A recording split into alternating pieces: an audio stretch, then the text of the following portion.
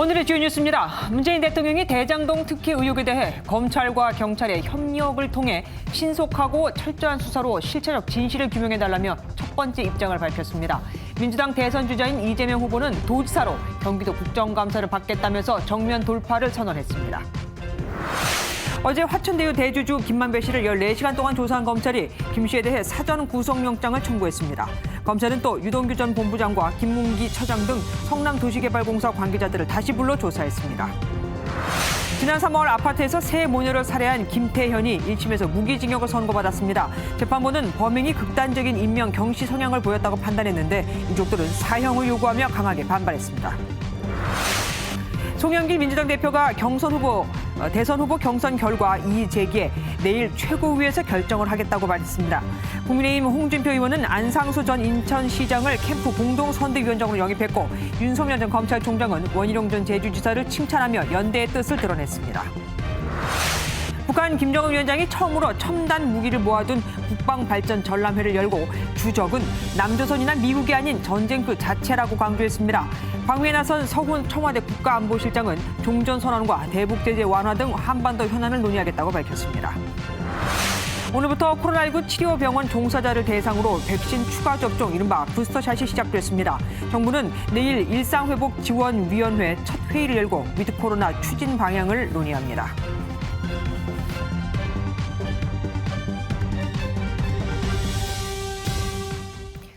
대장동 개발 특혜 의혹에 대해 말을 아껴왔던 문재인 대통령이 신속하고 철저한 수사로 실체적 진실 규명에 총력을 가하라고 지시했습니다. 이재명 경기지사가 민주당 대선 후보로 선출된 지 이틀 만으로 문 대통령이 직접 입장을 밝힌 건 이번이 처음이죠. 누구한테 힘을 실어주는 거다. 이재명, 이낙연 두 후보 지지자들 사이에서 말도 많은데 이 부분에 대해서는 잠시 후 뉴스 추적에서 따져보겠습니다. 먼저 조창훈 기자가 보도합니다. 문재인 대통령이 대장동 개발 특혜 의혹에 대해 신속하고 철저한 수사를 지시했다고 박경미 청와대 대변인이 전했습니다. 정치권에서 거론되는 특검이나 합동수사본부 대신 검찰과 경찰의 협력을 강조한 점이 눈길을 끕니다. 검찰과 경찰은 적극 협력하여 신속하고 철저한 수사로 실체적 진실을 조속히 규명하는 데 총력을 기울여 달라고 말했습니다. 대장동 의혹과 관련해 문 대통령이 직접 지시를 내린 건 이번이 처음입니다. 지난 5일 엄중히 생각하고 지켜보고 있다는 첫 입장이 나왔지만 당시에는 문 대통령이 아닌 청와대 차원의 입장이었습니다. 민주당 대선 후보로 이재명 경기지사가 선출되고 이틀 뒤 입장을 밝힌 것에 대해 청와대 핵심 관계자는 말씀을 전하실 때라고 판단하셨을 것이라고 설명했습니다. 대장동 수사와 관련해 경선에 미치는 영향을 최소화하는 시점을 선택했다는 의미로 풀이됩니다. 일각에서는 이재명 민주당 대선 후보와의 회동을 염두에 둔 게 아니냐는 관측도 제기됩니다. 청와대는 최근 이 후보 측 면담 요청이 있었다며 어떻게 면담할지 협의할 것이라는 입장을 밝혔습니다. MBN 뉴스 조창훈입니다. 과연 이재명 더불어민주당 대선 후보가 일찌감치 경기지사직을 관둠으로써 국정감사를 피할지 아닐지 궁금했었는데 이 후보 정면 돌파를 선언했습니다. 경기지사직 사퇴를 잠시 미루고 경기도 국감에 참석하겠다는 뜻을 밝힌 겁니다. 하지만 성남시의회에서 야당이 추진한 대장동 특혜 의혹 행정사무조사는 더불어민주당의 반대로 무산됐죠. 주진희 기자가 보도합니다. 이르면 이번 주 경기도지사직 사퇴가 예상됐던 더불어민주당 이재명 후보가 긴급 기자회견을 열고 국정감사에 나가겠다고 밝혔습니다. 경기도 국감에 임하기로 했습니다. 대장동 개발과 화천대유 게이트 관련으로 정치 공세가 예상되지만 실적을 설명하는 좋은 기회가 될 것으로 판단합니다. 당 지도부의 사퇴 권유에도 불구하고 사퇴 시기를 미루고 대장동 의혹에 정면 돌파하겠다는 의지로 풀이됩니다. 또 대장동 사업은 개발 이익 환수 성공 사례라고 강조하면서도 일부 직원의 일탈에 대해서는 다시 사과했습니다. 일부 직원들의 일탈 행위에 대해서는 다시 한번 사과드립니다. 또 부동산 불로소득 공화국이라고 하는 이런 오명을 반드시 씻는 것으로 책임을 다하도록 하겠습니다. 민주당은 즉각 환영의 입장을 밝힌 반면 국민의힘에서는 청문회 수준의 공세를 예고하고 있습니다. 그 사업에 대하여 책임을 져야 마땅할 사람이 거꾸로 자신의 치적이라고 하는 그런 궤배를 늘어왔던 것과 똑같은 연장선상에 있다고 봅니다. 국민들에 대한 모욕이라고 생각합니다. 이 후보는 오는 18일 행안위, 20일 국토위 국정감사에서 지사직 자격으로 출석한 뒤 그 이후 사퇴 시기를 조율할 것으로 보입니다. 국정감사장에서 직접 의혹을 돌파하겠다는 이재명 후보와 특검까지 가야 한다는 야당이 충돌하면서 다음 주 국정감사는 혼전이 예상됩니다. MBN 뉴스 주진입니다. 대장동 의혹을 수사 중인 검찰이 어제 14시간 동안 조사한 화천대유 대주주 김만배 씨에 대해 사전 구속영장을 청구했습니다. 김 씨에게는 배임과 횡령, 또 뇌물 공여 등 3가지 혐의가 적용됐습니다. 임성재 기자가 보도합니다. 서울중앙지검 전담수사팀이 화천대유 대주주 김만배 씨에게 사전 구속영장을 청구했습니다. 사전 구속영장은 범죄 혐의가 확실하지만 체포하지 못한 피의자에 대해 영장 실질 심사를 받도록 강제하는 제도입니다. 어제 검찰의 첫 소환 조사를 받은 김 씨는 자신의 혐의를 전면 부인했지만 천화동인 이론은 의심할 여지 없이 화천대유 소속이고 화천대유는 제 개인 법인입니다. 검찰 수사에서 사실대로 성실하게 설명했습니다. 검찰은 김 씨에게 배임과 횡령, 뇌물 공여 등 혐의를 적용했습니다. 검찰은 김 씨가 유동규 전 성남도시개발공사 기획본부장으로부터 사업 과정에서 특혜를 받는 대가로 거액을 약속한 것으로 보고 있습니다. 앞서 구속된 유 전 본부장의 영장에도 올해 초 김 씨가 건넨 5억 원이 적시된 것으로 전해졌습니다. 김 씨에 대한 영장 심사는 모레 열릴 예정입니다. 김 씨 측은 조사 하루 만에 전격 구속영장을 청구한 데 대해 강한 유감을 표한다는 입장을 밝혔습니다. 한편 김 씨에 대한 영장 청구에 앞서 검찰은 유 전 본부장과 김문기 성남도시개발공사 개발사업 1처장 등에 대한 조사를 이어갔습니다. MBN 뉴스 임성재입니다. 대장동 의혹의 키맨으로 꼽히는 유동규 전 성남도시개발공사 기획본부장의 휴대전화가 확보됐죠. 검찰이 못 찾은 걸 단 하루 만에 경찰이 찾아 검찰이 단단히 망신을 당한 사건 아닌 사건이었는데 경찰이 오늘 휴대전화 포렌식에 착수했습니다. 김태린 기자가 보도합니다. 경찰은 유동규 전 성남도시개발공사 기획본부장이 창문 밖으로 던진 휴대전화를 습득한 A씨와 유 전 본부장의 변호인을 불러 조사했습니다. A씨는 점유이탈 횡령 및 증거은닉 피고발인 신분으로 조사를 받았습니다. 경찰 조사에서 A씨는 유 전 본부장과의 연관성에 대해서 부인한 것으로 전해졌습니다.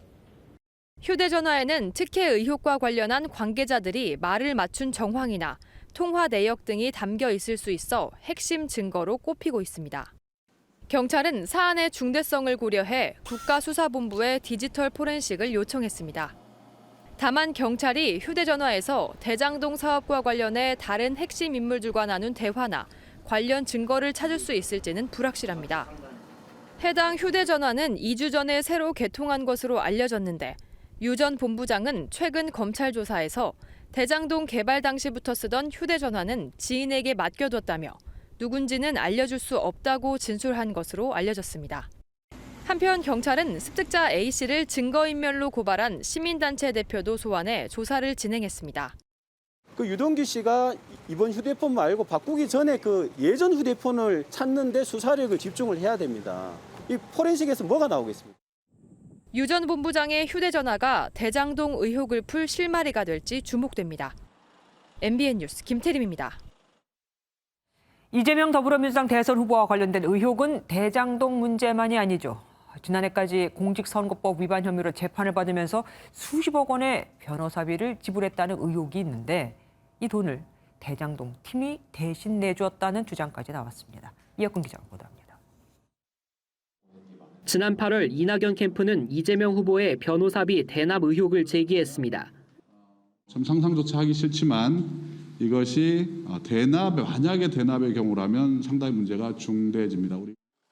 지난 7일에는 한 시민단체가 이 후보가 변호사비로 3억 원만 썼다고 거짓말을 하고 있다며 이 후보를 검찰에 고발했습니다. 이 후보 변호를 맡았던 이태영 변호사가 수임료로 3억 원과 쌍방울 주식 20억 원어치를 받았다는 내용이었습니다. 현재 이재명 캠프 법률지원단장을 맡고 있는 이 변호사는 한때 쌍방울 계열사의 이사였고 과거 이재명 변호인단이었던 나승철 변호사도 쌍방울 계열사의 이사로 근무한 바 있습니다. 대장동 팀 사정에 정통한 한 관계자는 김만배 씨가 이재명 후보의 변호사비를 대준 것으로 알고 있다고 주장했습니다. 이 후보 측은 명백한 허위 사실이라며 고발한 단체가 고발을 철회하지 않으면 관용 없는 법적 조치를 취할 것이라고 밝혔습니다. 김만배 씨도 의혹에 선을 그었습니다. 이재명 지사 선거법 변호사비로 사용됐다. 그런 건 터무니없는 위헌비어고요. 억측입니다. 쌍방울도 근거 없는 의혹 제기로 애꿎은 기업이 피해를 본다며 의혹을 부인했습니다. MBN 뉴스 이혁근입니다.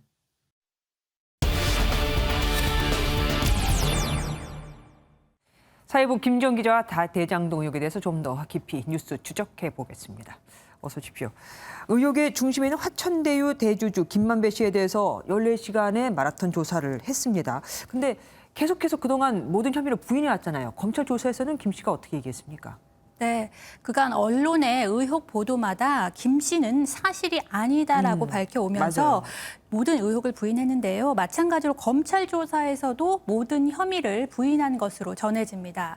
검찰 수사는 대장동 사업을 설계한 인물로 지목된 정영학 회계사의 녹취록과 성남도시개발공사에서 투자 사업 팀장으로서 사업 시행을 도운 것으로 알려진 정민용 변호사의 자술서를 토대로 진행되고 있습니다. 네. 김 씨는 이 녹취록의 신빙성 자체를 문제 삼은 것으로 알려졌습니다.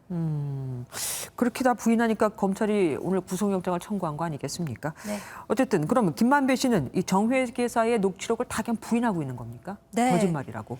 정회계사의 녹취록은 의도적으로 편집한 녹취록이라는 기존 주장을 강조하면서 정회계사 역시 믿을 수 없다고 말한 겁니다.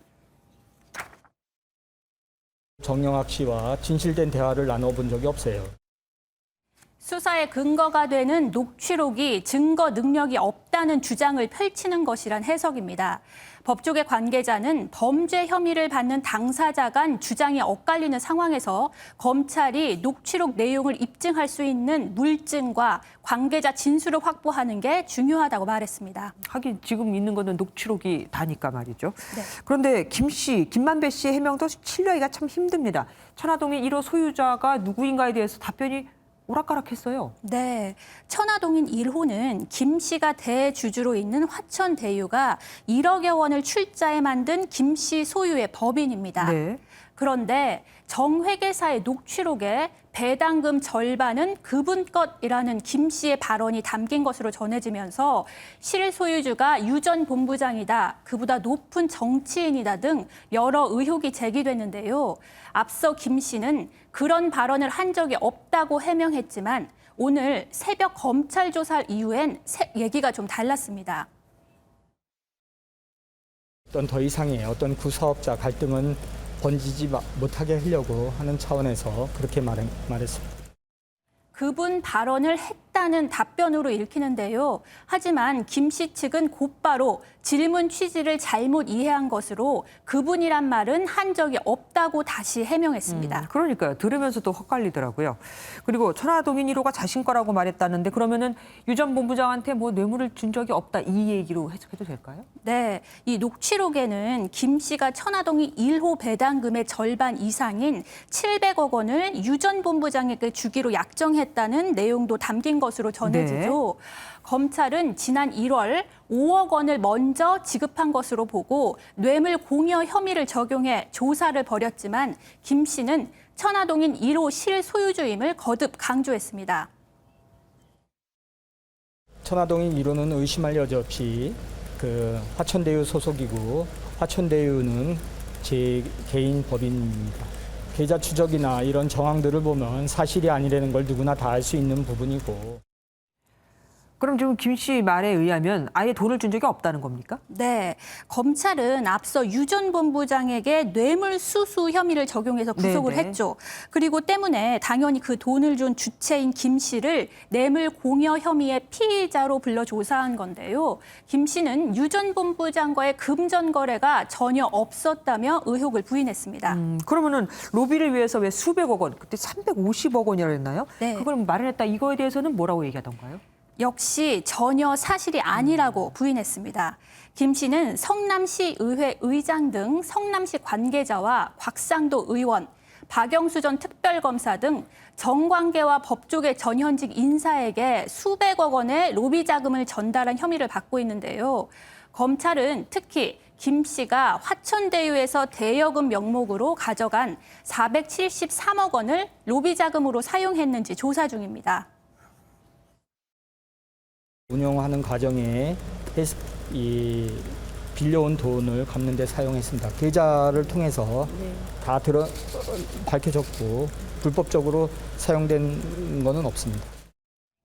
지금 우리가 계속 얘기하고 있는 게 정 회계사가 제출한 그 녹취록 아니겠습니까? 네. 정 회계사가 녹취록을 냈는데 그런데 오히려 김 씨는 지금 정 회계사한테 그 자금에 대해서 약간 책임을 미루는 것 같습니다. 네, 그 김 씨는 녹취록 속에 나오는 그 로비 명단은 자신이 아닌 정 회계사의 발언에서 시작됐다고 검찰에 진술한 것으로 전해집니다. 네. 김 씨 측은 비용 정산 과정에서 서로 비용을 부풀려 말하다가 정 회계사가 먼저 고위직 인사를 언급하며 50억 발언을 했는데 그 부분이 녹취록에서 제외됐다고 주장한 것으로 전해지는데요. 수백억 로비 자금 이야기를 꺼낸 건 정 회계사라고 책임을 돌린 겁니다. 네. 누가 언급했느냐는 수사를 통해 밝히더라도 두 사람 모두 개발 이익을 누군가에게 전달해야 한다는 이야기를 한 건 인정한 셈이어서 로비 정황은 더 짙어졌다는 분석이 나옵니다. 그러네요. 누가 먼저 얘기를 했던 거는 어쨌든 두 사람 다 누군가에게 자금을 전달하려고 했다는 거는 맞는 거네요. 그리고 법적의 로비 당사자로 지목된 권순일 전 대법관, 그분은 어떻게 됐습니까? 혹시 입장 밝힌 게 있습니까? 아직 입장은 따로 나오진 않았는데요. 김 씨가 지난해 이재명 경기지사의 공직선거법 위반 대법원 판결 전후로 이 권 전 대법관을 8차례 방문했다는 의혹이 불거졌죠. 김 씨는 다른 부분에 대한 자문이었을 뿐이라며 대장동 의혹이 아닌 개인적인 일이라고 선을 그었습니다. 이처럼 김 씨가 모든 의혹을 부인하면서 검찰이 오늘 김 씨에 대해 사전 구속영장을 청구했고 김호수 검찰총장도 오늘 수사 협력을 위한 검경 한라인 구축을 지시했습니다. 예, 어쨌든 지금 다 모르오 아니오네요. 김지영 기자와 함께했습니다. 고맙습니다. 스토킹하던 여성과 그 가족 등 3명을 살해한 김태현에게 법원이 사형이 아닌 무기징역을 선고했습니다. 이 재판의 쟁점은 김 씨가 피해 여성의 가족을 계획적으로 살해했는가였죠. 줄곧 사형을 요구했던 유가족들은 재판 결과를 받아들일 수 없다며 눈물을 흘렸습니다. 김민수 기자입니다. 올해 3월 김태현은 온라인 게임에서 만난 A씨를 스토킹하다 집으로 찾아갔습니다. 김 씨는 여동생과 어머니에 이어 A씨까지 차례대로 살해했습니다.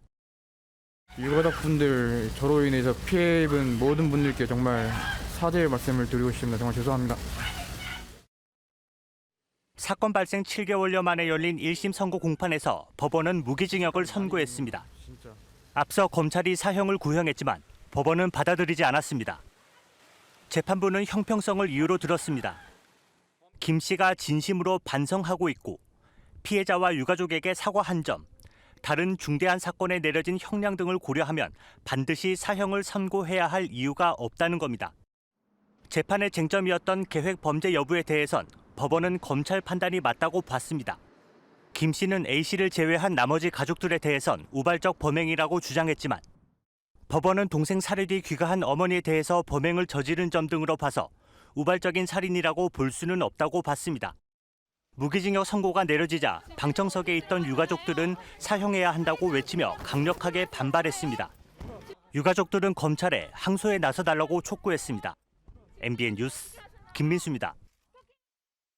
집행유예 기간에 음주 측정을 거부하고 경찰관까지 폭행한 래퍼 장영준 씨가 결국 구속됐습니다. 장재원 국민의힘 의원의 아들이죠. 장 씨는 영장실질심사를 포기하고 죗값을 달게 받겠다고 밝혔습니다. 송기준 기자가 보도합니다. 무면허 운전과 음주 측정 거부, 경찰관 폭행 등의 혐의를 받는 래퍼 장용준 씨에 대해 법원이 구속영장을 발부했습니다. 법원은 범죄 혐의가 소명되고 도망할 염려가 있다며 발부 이유를 밝혔습니다. 지난달 18일 밤 장 씨는 서울 반포동의 한 사거리에서 운전하다 사고를 냈습니다. 앞서 장 씨는 음주운전 사고를 내고 운전자를 바꿔치기 한 혐의로 집행유예가 확정돼 무면허 상태였습니다. 장 씨는 사고 이후에도 음주 측정을 거부하는가 하면 심지어 출동한 경찰을 상대로 폭행까지 저질렀습니다. 경찰은 사건 발생 12일 만에 장 씨를 피의자 신분으로 소환해 약 6시간가량 조사했고 구속영장을 신청했습니다. 음주 측정 왜 거부하셨습니까? 장 씨는 구속영장 실질심사도 포기한 채 잘못에 대한 죗값을 달게 받겠다는 입장을 밝혔습니다. 사고 당시 장 씨와 차량에 함께 있었던 동승자도 무면허 운전 방조 혐의로 입건됐습니다. MBN 뉴스 송유준입니다. 교통법규를 위반하거나 후진하는 차만 골라서 고의로 부딪히고는 보험금을 타는 사기범이 잇따라 붙잡혔습니다. 사고 당시 영상을 보면 어설프기가 짝이 없는데 운전자들은 가벼운 사고다 보니 합의금을 그냥 주거나 보험 처리를 해주고는 끝냈습니다. 박상호 기자 보도합니다. 차량이 후진하자 전신주 뒤에 숨어있던 남성이 갑자기 뛰어듭니다. 이번에는 전화를 받는 척하며 후진하는 차로 다가가 일부러 부딪힙니다. 후방이 잘 보이지 않는 탑차 뒤에선 대놓고 차 문을 두드리며 다친 척 연기를 합니다. 사람이 또 보이더만 갑자기 딱 안 보이더라고요. 갑자기 그 사람이 있다면서 다쳤다면서. 40대 남성은 지난 4월부터 이런 식으로 23차례에 걸쳐 고의 사고를 내고 1,300여만 원을 챙겼습니다.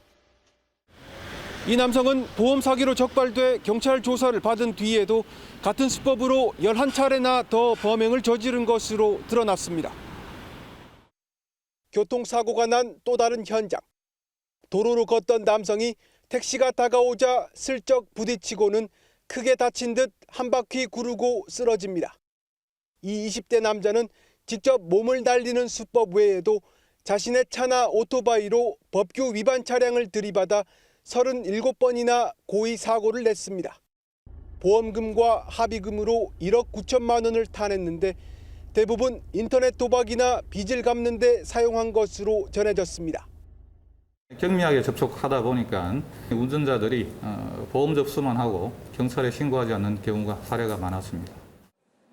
경찰은 보험 사기 방지 특별법 위반 혐의로 20대 남성을 구속하고 40대 남성은 불구속 송치했습니다. MBN 뉴스 박상호입니다.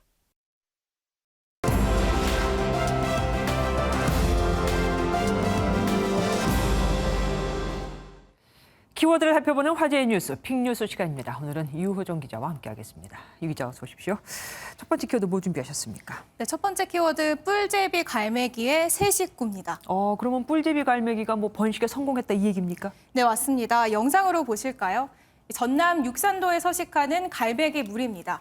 그런데 노란 부리까지 갈매기를 쏙 빼닮았지만 머리에 뿔처럼 삐죽삐죽한 검은 털이 달린 새들 보이시나요? 예. 갈매기인 듯 아닌 듯한 이 새들이 그러네요. 바로 전 세계 멸종 위기종인 뿔제비 갈매기입니다.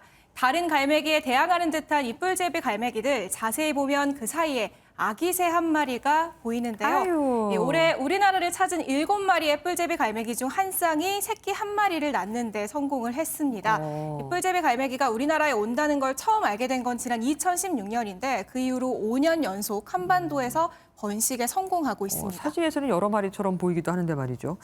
멸종 위기종이 우리나라에서 매년 번식에 성공한다니 참 즐거운 소식이긴 합니다. 그런데 이 뿔제비 갈매기가 뭐 전 세계의 개체수가 얼마나 되길래 멸종 위기종이라고 얘기하는 겁니까? 네, 실제로 전 세계 100마리 정도만 남은 귀한 세계에 몸입니다. 100마리요? 네, 심지어 1937년 이후 60년이 넘게 멸종된 것으로 알고 있기도 했는데요. 그러다 지난 2000년 중국에서 다시 발견된 이후 지금까지도 알려진 번식지는 전 세계 5곳뿐입니다. 아, 그 5곳 중에서 하나가 우리나라라는 거 아닙니까? 어우, 좋네요. 이번에 태어난 새끼 잘 자라고 있겠죠? 네, 영상으로 준비했는데요. 보시는 것처럼 어미새가 물어온 큰 물고기 한 마리를 그대로 삼키기도 하고요. 날갯짓을 연습하는 모습도 관찰되면서 잘 자라고 있는 것으로 확인이 됐습니다. 다만 육산도에 서식하는 괭이갈매기와 갈등 우려가 있어서 앞으로 환경부와 국립생태원이 지속적으로 관리할 예정입니다. 아유, 숫자로 보면은 이 갈등을 겪어서는 안 될 것 같습니다. 그리고 다음 키워드 보겠습니다. 무인 점포를 집처럼 누가 무인 점포에서 삽니까? 네, 사람 없이 운영되는 이 무인 점포를 마치 집처럼 이용하고 있는 10대들의 모습이 담긴 CCTV 화면이 공개돼 논란입니다. 이 사진을 보시면 계산대와 바닥에 앉아서 휴대폰을 충전하기도 하고요. 아예 바닥에 들어 눕기도 합니다. 심지어 아이스크림 판매대에 이렇게 다리를 올리고 누워 휴대폰을 하는 모습도 보이는데요. 이렇게 모두 24시간 무인 점포 근황이라는 제목으로 인터넷에 올라온 사진들입니다. 뭐 여름엔 시원하고 겨울에는 따뜻해서 그렇겠지만 저렇게 해서 뭐 정상적인 영업이 가능할까요? 아이스크림 먹고 싶어도 입맛이 싹 달아나겠는데. 네, 맞습니다. 학생들은 자정에 가까운 시간에 최소 1시간 반 넘게 이 가게에 머물렀는데요. 누리꾼들도 이 정도면 영업방해 아니냐, 여기서 어떻게 물건을 사겠냐는 반응을 보였습니다. 코로나19 이후 무인 점포도 많이 늘어나는 추세인데요. 사람이 없어 운영되다 보니 이런 상황들이 일일이 관리하기가 어려워서 업주들은 골머리를 앓고 있습니다. 그렇겠네요. 인건비 좀 아끼려다가 장사가 아예 안 되게 생겼습니다. 다음 키워드 보겠습니다. 다음 키워드는 회전하는 집입니다. 집이 돌아간다고요? 네, 맞습니다. 보스니아 북부 한 마을에 있는 집인데요. 이 집은 겉보기엔 평범한 것처럼 보이지만 버튼을 누르면 이렇게 집 전체가 빙그르르 돌아갑니다. 이 회전 속도도 조절이 가능해서 22초 만에 빠르게 한 바퀴를 돌게 할 수도 있고요. 하루에 걸쳐서 느릿느릿하게 돌게 할 수도 있습니다. 전문 건축가가 아닌 70대 집주인이 6년 동안 하나하나 직접 지은 집이라고 합니다. 남양집 찾을 것 없이 그냥 집을 돌리면 되겠네요. 겨울에는 이제 햇볕을 쫓아가고 여름엔 피하고. 네, 맞습니다. 어느 방이든 창만 있다면 사방을 볼 수 있게 이 창밖 풍경을 마음대로 바꿀 수 있다는 장점이 있는데요. 이 집을 지은 이유도 풍경을 이유로 집 구조를 바꾸길 원하는 아내의 바람 때문이었습니다. 직접 들어보시죠. Zahtjeva koliko hoćeš i tako da je to meni dosadlo. Sad ću ja napraviti kuću pa ti koja se okreće, pa okreći kako hoćeš, pa i ulaz kuće i on ide okolo, pa ako vidiš da idu neželjeni gosti. 아내 사랑이 그만큼 대단한 건지 아니면은 집을 고치자는 말을 다시는 못하게 하려는 건지 모르겠지만 어쨌든 결론은 굉장히 좋게 나왔습니다. 다음 키워드 보겠습니다. 서핑보드도 전기로. 뭡니까 이건?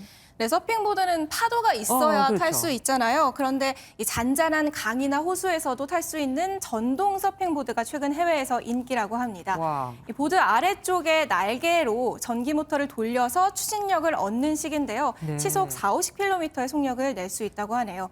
다른 해양 레저 스포츠에 비해서 상대적으로 배우기 쉽다고 해서 국내에서도 신종 레포츠를 즐기는 동호회가 생기고 있습니다. 진짜 해보고 싶은 마음이 드네요. 다음 키워드 볼게요. 휠체어 탄 송아지. 송아지가 왜 이걸 탔습니까? 네, 미국 아이오와 농장에 사는 송아지 에인절의 이야기인데요. 이 송아지 에인절은 선천적으로 뒷다리가 없이 태어났습니다. 그런데 이 뒷다리를 대신할 휠체어를 최근 선물 받았는데요. 네. 휠체어를 탄 채로 이렇게 신나게 돌아다니는 모습들이 공개돼서 많은 사람들의 호응을 얻고 있습니다. 이 휠체어 받자마자 5분 만에 적응했다는 이 에인절은 이 지역에서 유명해져서 장애동물을 소개하는 달력에 2022년 모델로도 선정됐다고 합니다. 송아지 주인이 참 대단하네요. 마지막 키워드 보겠습니다.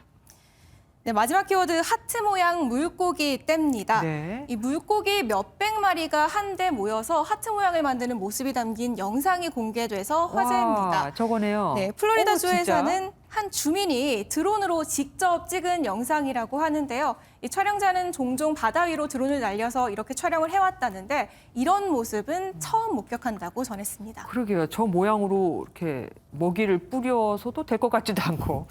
오늘 재밌는 아이템들 고마웠습니다. 지금까지 이호정 기자와 함께했습니다. 멀쩡했던 땅이 쓰레기 천지로 변했습니다. 고물상을 짓겠다며 땅을 사는 척한 일당이 온갖 폐기물을 파묻었거든요. 폐기물 처리보다 이게 훨씬 더 싸기 때문입니다. 원래 땅 주인은 땅값은커녕 쓰레기만 떠안게 됐습니다. 강진우 기자가 보도합니다. 굴착기가 땅을 파내자 온갖 쓰레기가 나옵니다. 3m 넘게 파내려갔지만 파고 파도 끝이 보이지 않습니다. 이거는 불을 합내가지고 1년 전 땅 주인은 고물상을 짓겠다는 말에 속아 이 땅을 팔았습니다.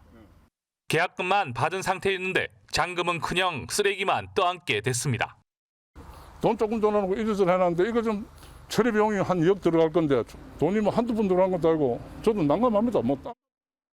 땅을 사들인 일당은 지난해 9월 한 달 동안 한밤중에 폐기물을 실어 날랐습니다.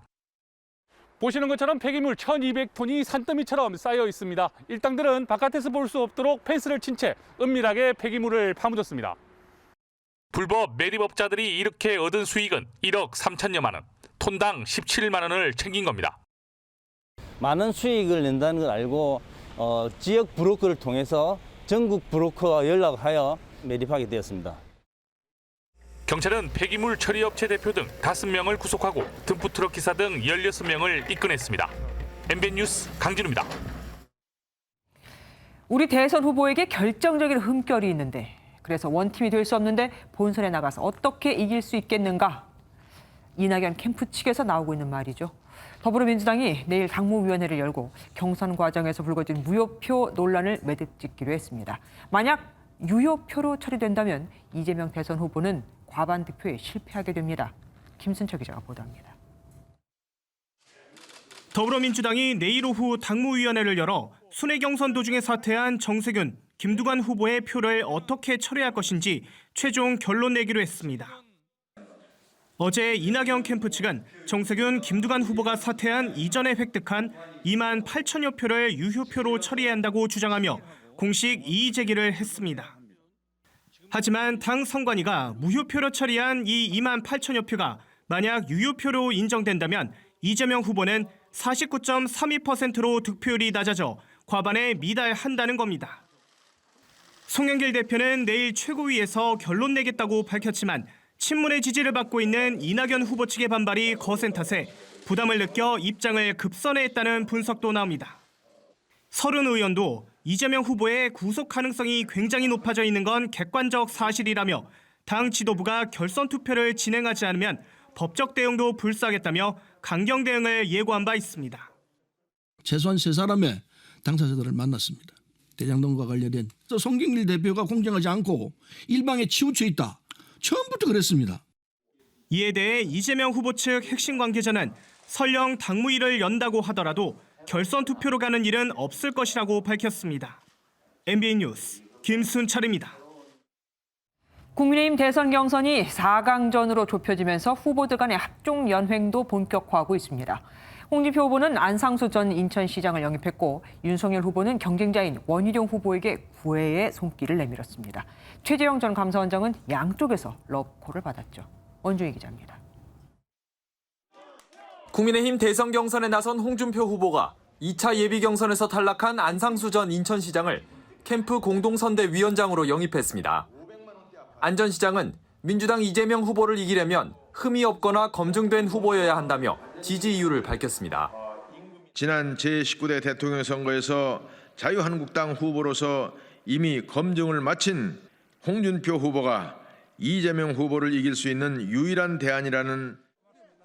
윤석열 후보는 경쟁자인 원희룡 후보가 제작한 대장동 의혹 강의 영상을 공유하며 참 쉽고 재치 있게 설명해 주셨다며 원 후보의 그런 능력이 부럽다고 극찬했습니다. 그러자 홍준표 후보는 윤 후보와 미신 논쟁을 벌이고 있는 유승민 후보를 두둔했습니다. 일각에서 이제 유승민 후보를 비판을 하는 분들도 있는데 검증을 내부 총질이라고 그렇게 하는지 난 그거는 이해하기 어려워요. 최재형 전 감사원장 영입전도 치열합니다. 윤 후보와 홍 후보 모두 러브콜을 보냈는데 최 전 원장은 MBN과의 통화에서 누구를 지지할지 언제 지지 의사를 밝힐지 고민 중이라고 밝혔습니다. 하태경 의원은 윤석열 또는 유승민 후보와의 연대 가능성이 거론되고 있습니다. MBN 뉴스 원중입니다. 이른바 킹메이커로 불리는 김종인 전 비대위원장이 윤석열 전 총장의 국민의힘 경선 승리를 예측했습니다. 제3지대에서 대선을 준비 중인 김동연 전 부총리는 신당 창당 준비에 들어갔고 정의당 대선 후보로는 심상정 의원이 확정됐습니다. 이수아 기자입니다. 김종인 전 국민의힘 비상대책위원장이 제3지대에서 차기 대선 출마를 선언한 김동연 전 경제부총리를 만났습니다. 회동 뒤 기자들과 만난 김 전 위원장은 국민의힘 경선 전망을 묻는 질문에 윤석열 전 총장의 손을 들어줬습니다. 현재로서는 윤석열 총장이 좀 우세하지 않나 이렇게 판단을 해요.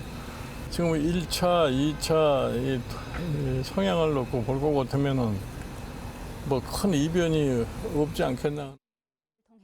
다만 야권 대선 주자 가운데 자신이 확신을 가지고 도울 수 있는 후보는 아직 안 보인다며 확대 해석은 경계했습니다. 세력 교체를 주장해온 김 전 부총리는 같은 자리에서 김 전 위원장의 기존 정치인이 배제된 신당 창당 의사를 밝혀 주목됩니다. 이제까지의 정치 물들지 않은 새로운 정치 세력의 결집에 대해서도 대화를 나눴습니다. 창준이 이달에 하려고 하는데 축하 말씀해 주시겠다는 말.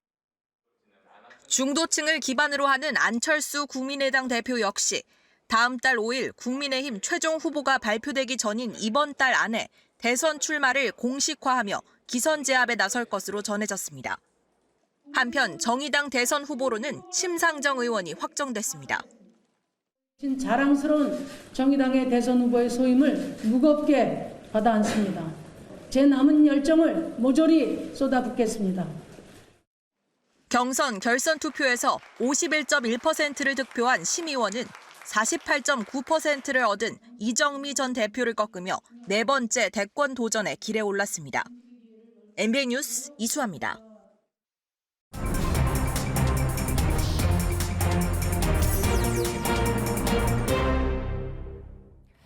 오늘 있었던 정치권 뒷얘기를 알아보는 정치 톡톡 시간입니다. 정치부 안보람 기자와 함께합니다. 어서 오십시오. 안 기자, 민주당 대선 후보로 선출된 이재명 캠프 해단식이 오늘 있었습니다. 그런데 뜬금없이 유시민 등판론이 나왔어요. 왜 그런 겁니까? 네, 민주당 경선이 끝난 만큼 이제 관심은 이달 말 꾸려질 선대위에 쏠려 있는데요. 네. 이낙연 후보 측의 반발이 계속되는 상황에서 민주당 모든 인사가 참여하는 이른바 용광로 선대위를 구성하기가 만만치 않습니다. 민주당은 일단 이낙연 후보를 비롯한 경쟁 후보들을 공동 선대위원장으로 앉히는 방안을 유력 검토하고 있는데요. 여기에 유시민 노무현 재단 이사장의 합류도 거론되고 있습니다. 모든 분들이 같이 참여할 수 있도록 저희가 통합선대위를 구성하려고 합니다. 우리 후보 당선을 위해서 필요한 모든 분들은 참여시켜야죠.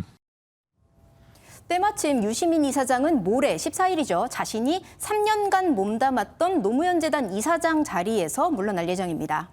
만약에 유시민 이사장이 선대위원장이 된다면 어떤 의미를 갖는다고 봐야 할까요? 네, 유시민 이사장은 이른바 친노 진영과 친문 진영을 연결하는 고리로 평가받고 있습니다. 이낙연 후보 지지층은 친문이면서 반 이재명 성격이 강한데요. 유시민 이사장이 선대위원장으로 나선다면 이낙연 후보 지지층의 반발도 어느 정도 누그러뜨릴 수 있다고 판단하는 것 같습니다. 일단 이재명 캠프는 조심스러운 입장입니다. 유시민 이사장은 지금까지 정치 일선으로 오지 않겠다는 의사가 분명한 것으로 보여집니다. 각자의 위치에서 할 수 있는 방법이 있다면 그런 방법을 찾아서 해단식에서는 그 3차 선거인단 투표 결과를 어떻게 해석하냐를 놓고 참 말이 많았었습니다. 뭐 역선택이다, 뭐 대장동 의혹 때문이다, 뭐 많았는데 결론이 났습니까? 네, 이재명 28대, 이낙연 62%. 네. 대장동 의혹이 영향을 미쳤다고는 하지만 기존의 여론조사와 너무 다른 결과죠. 네. 결국 도깨비 장난이라는 얘기마저 나왔습니다. 이것을 분석하는 것은 불필요하다. 왜냐하면 그건 검증할 수 없기 때문에 도깨비를 어떻게 검증할 수 있겠습니까? 민주당에 저렇게 도깨비가 나타났다면 국민의힘은 천공 스님 논란이 계속되고 있습니다. 유승민 의원이 어제 또 TV 토론에서 이 얘기를 꺼냈더라고요. 네, 그렇습니다. 토론의 장면 먼저 보시겠습니다. 정법이라는 사람이 이런 말을 해요. 내 손바닥이 빨간 이유가 손바닥에서 에너지가 나가기 때문이고 이걸로 암 걸린 환자가 피를 토하고 암을 낳았다. 제가 믿을 거라고 생각하시고 하는 아니요. 이런 어떻게 알게 됐냐고 묻는 겁니다. 어떤 분이 이 유튜브가 재밌는 것들이 있다. 그래서 어떤 분이란 부인입니까? 유승민 후보는 어떻게 보면 저렇게 계속하면서 자기 이미지가 깎일 수도 있어요. 그런데도 계속해서 저 얘기를 꺼내고 공격하는 이유가 뭘까요? 네, 최준실 국정농단 사건에 대한 국민들의 안 좋은 추억을 상기시키려는 전략으로 보입니다. 직접 들어보시겠습니다. 네. 왜 그런 사람을 만나가지고 그런 사람이 언론에 세우고 검찰총장 그만둘 때도 그렇고 정치에 대해서도 조언을 했다 그러고 멘토다 그러고 지도자 수업을 시켰다 그러고 그게 어떻게 사소한 일입니까?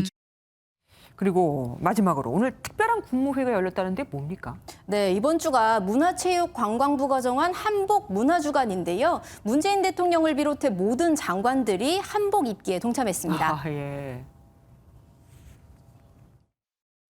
한복 문화주간을 맞이하여 국무위원들과 함께 한복을 입고 국무회의를 하게 되었습니다. 한복은 우리 전통 문화를 대표하는 전통 의상으로 뭐 이색적이기도 하고 명절 분위기도 나고 좋긴 한데 일반 한복이 아닌 분들도 있어요. 네, 바로 탁현민 의전비서관입니다. 국군복으로 불리는 국군 전통 의장대 의상을 입고 국무회의에 참석했는데요. 조선시대 사또나 무관이 입던 옷입니다. 탁 비서관은 한 언론과의 통화에서 대통령께서 한복을 입으셨는데 안 입기도 그렇고 의전비서관이니까 국군 전통 의장대 복장을 빌려서 입었다. 이렇게 말한 것으로 전해졌습니다. 아유, 저 빌려 입기도 쉽지 않았을 텐데 말입니다. 지금까지 정치부 안보람 기자와 함께했습니다. 고맙습니다.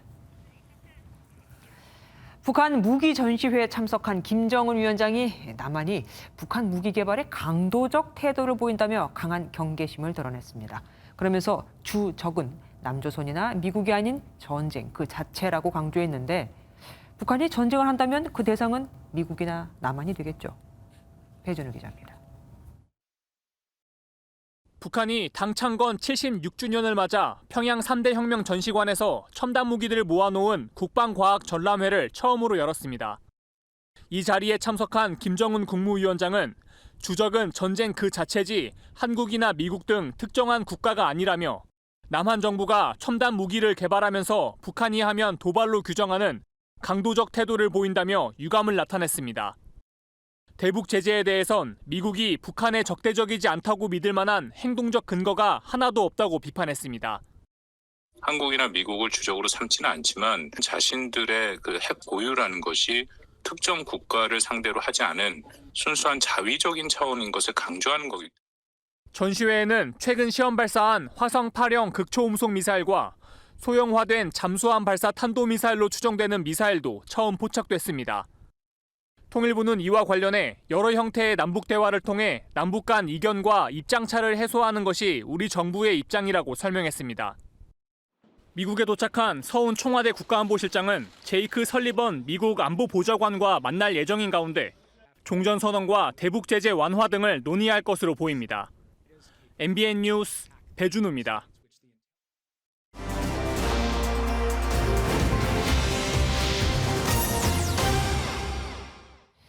못 사기 때문에 잘 살려고 한다. 무슨 말이냐고요? 치솟은 집값에 집 사는 건 포기하더라도 잘 사는 건 포기할 수 없다는 젊은 세대의 말입니다. 비슷한 사람들이 모여 개인 공간은 철저히 지키되 운동시설, 도서관, 식당 등 편의 공간은 함께 누리는 코리빙. 세상 돋보기에서 장명훈 기자가 취재했습니다. 직접 요리를 할 수도 만들어진 음식을 사 먹을 수도 있는 식당. 다양한 운동기구가 갖춰진 피트니스 시설과 안락한 소파에 앉아 책을 읽을 수 있는 도서관, 그리고 큰 화면으로 보고 싶은 영화를 볼 수 있는 공간까지 모두 주거 공간에 마련된 편의 시설입니다. 5평 남짓 개인 공간에서 살며 함께 이용하는 편의 시설이 갖춰진 코리빙 하우스입니다. 별도 비용을 내면 호텔처럼 방 청소도 주기적으로 해줍니다. 우연히 그 2박 3일 살아보기를 하게 됐는데 여기다 싶었어요. 제가 원하는 요소들이 있어가지고 여기 살면은 좀 내가 원하는 형태의 모습으로 살아갈 수 있을 것 같아서. 비슷한 나이 또래의 다양한 직업을 가진 사람들과 한 공간에서 어울리며 얻는 점도 있습니다. 그 400명들이 자연스럽게 서로 교류하게 되고 각자가 갖고 있는 스토리들을 나누다 보면은 더 많은 세상을 볼 수 있게 되는 것 같아요. 공공에서 운영하는 코리빙 하우스도 늘고 있습니다. 5개월 전 이곳에 입주한 30대 배영현 씨는 착한 가격이 공영 코리빙 하우스의 가장 큰 장점이라고 말합니다. 가격이 정말 좋죠. 보증금 100만 원에 월세 42만 원에 거주를 하고 있거든요. 근데 여타 근교에 비해서는 거의 뭐 절반 가격도 안 되는 가격으로 생활하고 있고, 그렇다고 식당과 조리공간, 세탁실 등 편의시설도 빠진 게 없습니다. 필요 없는 물건을 다른 물건으로 교환할 수 있는 이런 공간도 있고요. 책을 빌려서 편안하게 읽을 수 있는 작은 도서관도 마련되어 있습니다. 이렇다 보니 입주 인원의 7배가 넘는 신청자가 몰릴 정도로 인기를 끌었습니다.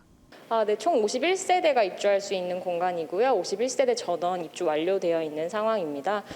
아무래도 지리적 위치라든지 가격적인 부분에서 메리트가 크다 보니까 늘어나는 1인 가구의 전례 없는 집값 폭등, 소유보다 주거의 질을 중시하는 2030 세대에 맞춘 새로운 주거 형태가 트렌드로 자리 잡고 있습니다. 세상 돋보기였습니다. 조깅을 하면서 쓰레기를 줍는 플로깅 해보셨습니까? 건강과 환경을 동시에 챙길 수 있어 요즘 인기인데 그래서인지 대기업들도 여기 속속 참여하고 있습니다. 등산복 회사에서 집게와 쓰레기 봉투를 함께 주는 시기인데 하지만 유행 따라하기에만 그쳐서는 안 되겠죠? AI 앵커가 전합니다. 김주하 AI 앵커입니다. 산책을 즐기고 있는 남녀가 집게를 들고 주변을 살핍니다. 쓰레기가 보이자 비닐봉지와 가방에 담습니다. 집에 와서 모아온 쓰레기를 보면은 뿌듯하고 간단하게 비닐봉지나 이런 집게 같은 것만 들고 오면 돼서 편한 것 같아요. 환경보호 활동인 플로깅이 유행하고 있습니다. 플로깅은 줍다는 뜻의 스웨덴어 플로카우프와 영어 조깅의 합성어입니다. 플로깅 용품을 제공하거나 기부와 연결하는 캠페인도 눈에 띄는데 참여 기업은 의류업체와 백화점, 자동차 회사까지 다양합니다. 20대, 30대 초반 분들이 가장 많이 참여하십니다. 산이란 공간은 지켜야 되는 공간이고 그런 것들을 해결하기 위해서 기획을 하게 됐습니다.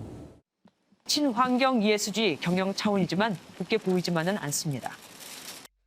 기업들은 이렇게 유행을 따라가기보다는 이 제품 생산이나 신제품 개발에 있어서 환경을 생각하는 고유의 역할에 충실하는 게 더 올바르다고 생각합니다. 시민들은 플로깅을 하고 기업은 친환경 제품을 만드는 게 본연의 역할이라는 지적입니다. 지금까지 김주하 AI 앵커였습니다.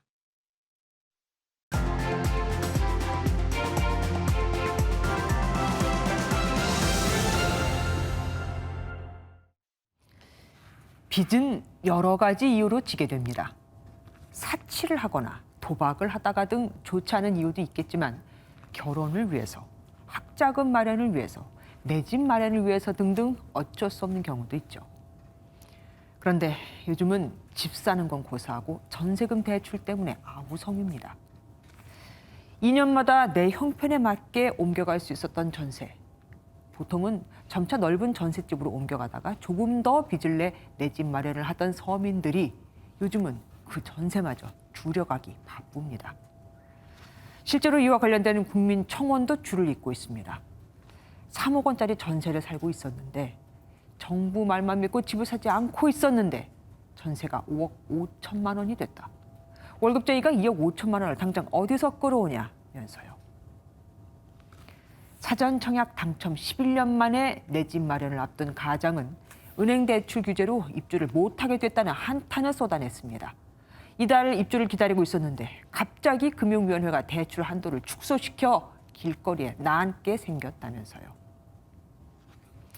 16년 전에도 일부 은행들이 주택담보대출을 전면 중단한 적이 있었습니다.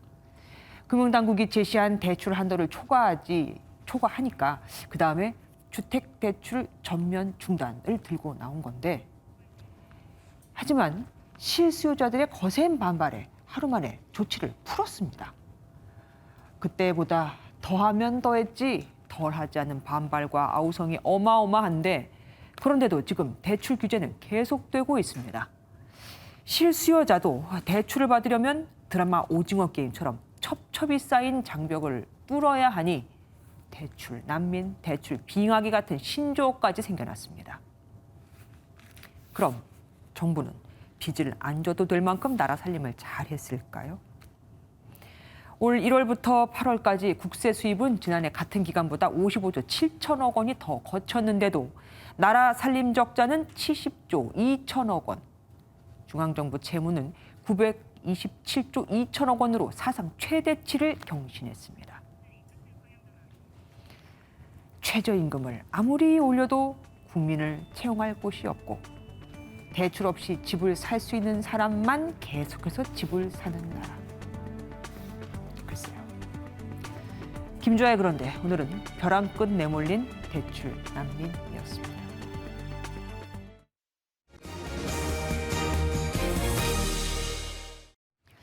코로나19 신규 확진자는 1,347명. 나흘 연속이죠. 1,000명대를 기록했습니다.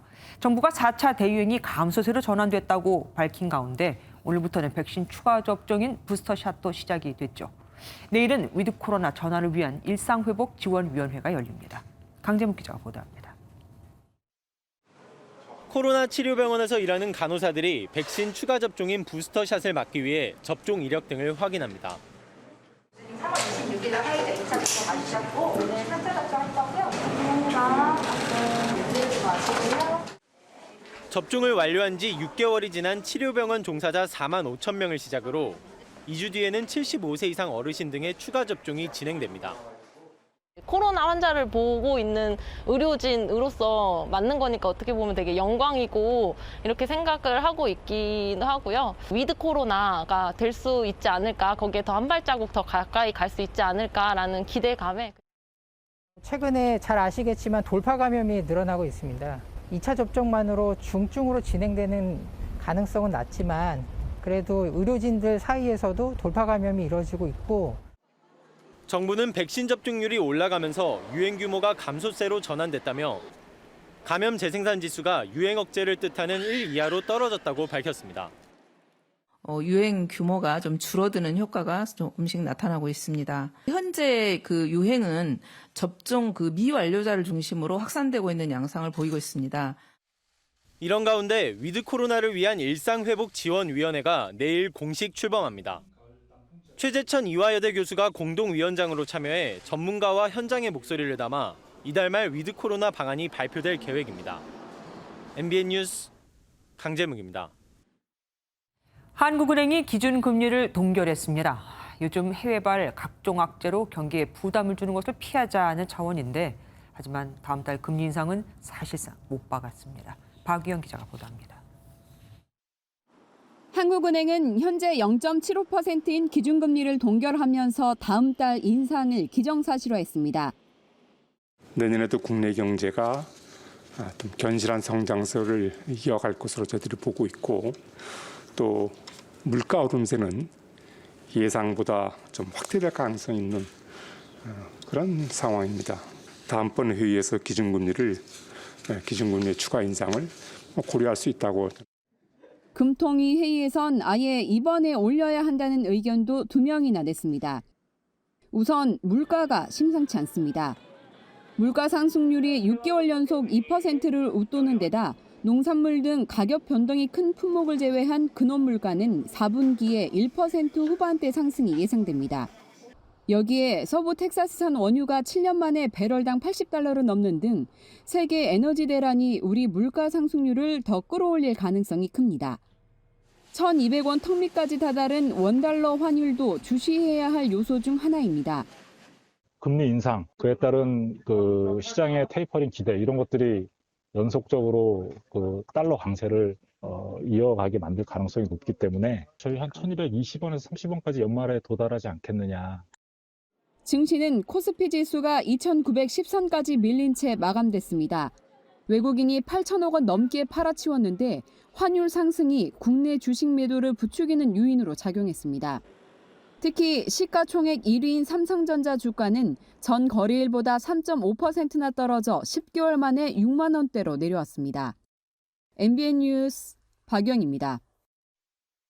우리 정부가 코로나19 확산으로 어려움을 겪고 있는 베트남과 태국에 아스트라제네카 백신 110만 회분, 47만 회분을 각각 공여합니다. 우리나라가 다른 나라에 직접 백신을 지원하는 건 이번이 처음으로 공여된 백신은 내일 현지에 도착할 예정입니다. 가을비 한 번에 내복 한 벌이라는 말이 떠오르는 날씨입니다. 지난주에는 마치 가을 장마처럼 비가 이어지더니 오늘 중부지방은 구름 사이로 햇살이 비쳤지만 공기가 차가워졌습니다. 내일은 오늘보다 기온 다소 오르겠습니다. 내일 아침 서울 14도로 아침에는 오늘만큼 쌀쌀하겠지만 낮에는 3도에서 크게는 8도가량 높아서요. 광주의 한낮 기온 27도로 그만큼 아침과 낮의 기온차는 더욱 큰 폭으로 벌어지겠습니다. 남부지방의 비는 밤사이 그쳐가고 있습니다. 영남 일부 지역에서는 내일 새벽까지 비가 더 이어지겠고요. 해상을 따라서는 물결이 매우 높게 일겠습니다. 내일 중부지방 아침 기온 15도 안팎으로 쌀쌀하게 출발합니다. 남부지방 비가 그치고 내일 흐린 하늘 예상됩니다. 대구의 한낮 기온 24도, 광주 27도로 오늘보다 6도에서 7도가량 높겠습니다. 동해안 오늘보다 높은 기온 가리키겠습니다. 주말 오전에 전국에 비가 내리겠고요. 일요일 서울의 아침 기온은 2도 선까지 뚝 떨어지겠습니다. 날씨였습니다.